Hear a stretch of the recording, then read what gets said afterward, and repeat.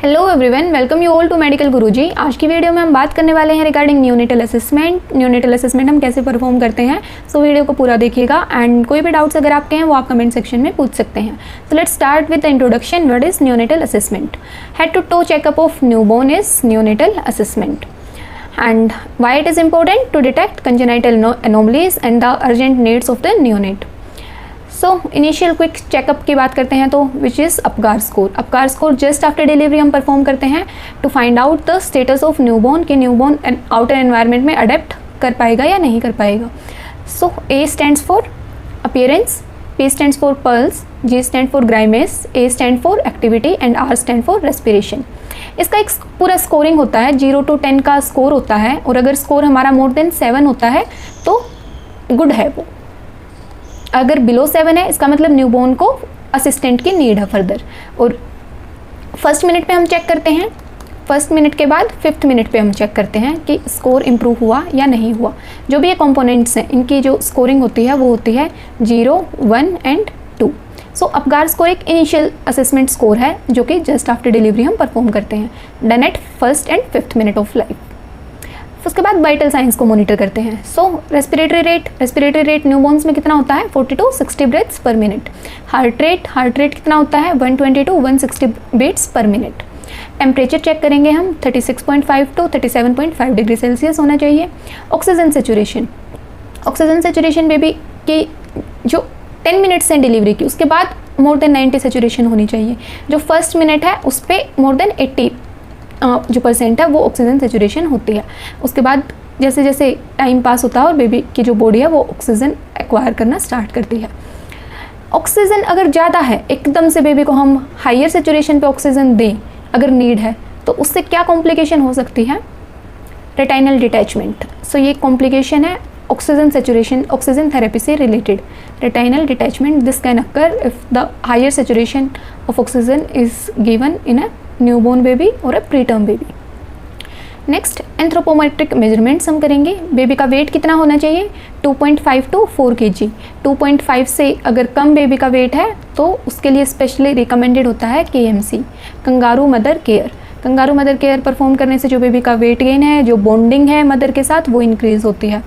और जो 4 kg है, 4 kg से ज़्यादा अगर किसी बेबी का वेट है तो उसको क्या बोलते हैं? मैक्रोसोमिक बेबी। सो मैक्रोसोमिक बेबी किन मदर्स में देखने को मिलते हैं? डायबिटिक मदर अगर है, जो डायबिटिक मदर है उनके बेबीज़ जनरली हमें मैक्रोसोमिक देखने को मिलते हैं। एंड लो बर्थ वेट क्यों देखने को मिलता है? लो बर्थ वेट के भी कैटेगरीज हैं हमारे पास।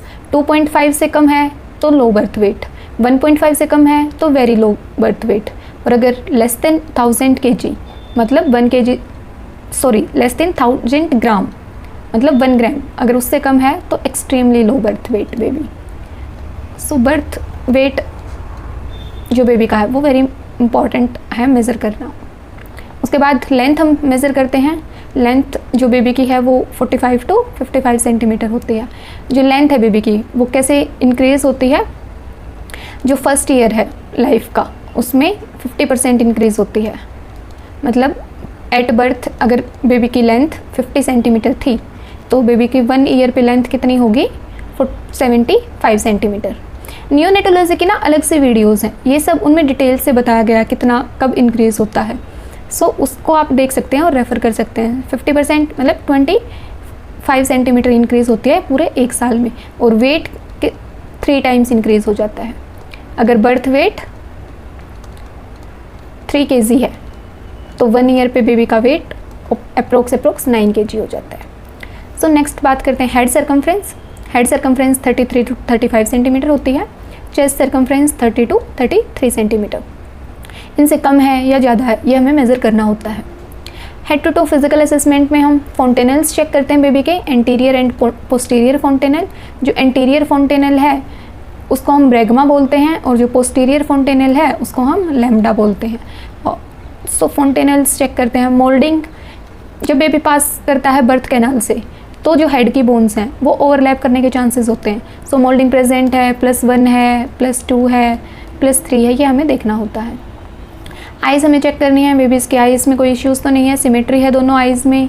नोज़ चेक करेंगे, क्लेफ्ट पैलेट या क्लेफ्ट लिप तो नहीं है, माउथ के साथ नोज़ माउथ हम चेक करेंगे, चेस्ट में रिट्रैक्शंस तो प्रेजेंट नहीं है, हार्ट साउंड्स नॉर्मल है या नहीं वो हम चेक करेंगे, एब्डोमेन में हम कोड चेक करेंगे बेबी की, बाउल साउंड्स को चेक करेंगे, बेबी ने यूरिन पास किया या नहीं किया, मेकोनियम पास किया या नहीं किया।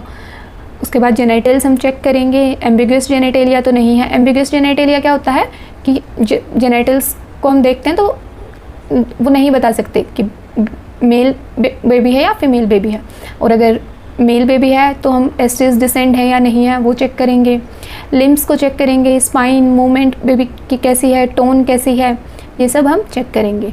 उसके बाद न्यूबॉर्न के रिफ्लेक्सेस भी हमें चेक करने होते हैं न्यूनेटल असेसमेंट में। रूटिंग रिफ्लेक्स हमें चेक करना होता है। रूटिंग रिफ्लेक्स क्या होता है? रूटिंग रिफ्लेक्स में जब हम बेबी के चिक्स को टच करेंगे तो अगर लेफ्ट साइड टच किया है तो बेबी लेफ्ट साइड अपने हेड को मूव करेगा, राइट साइड टच किया है तो अपने नेक को राइट साइड मूव करेगा। सकिंग रिफ्लेक्स चेक करना होता रहता है, Moro reflex, grasp reflex and Babinski reflex. इनमें से कौन सा रिफ्लेक्स है जो अडल्ट्स में अपोजिट होता है? तो बाबिन्स्की रिफ्लेक्स। सो न्यूबॉर्न रिफ्लेक्सेस की एक अलग से वीडियोस होगा जिसमें कैसे कौन सा रिफ्लेक्स कब अपीयर होता है, कब डिसअपीयर होता है, उसकी नॉर्मल प्रेजेंटेशन क्या होती है। सो वो हम नेक्स्ट वीडियो में देखने वाले हैं।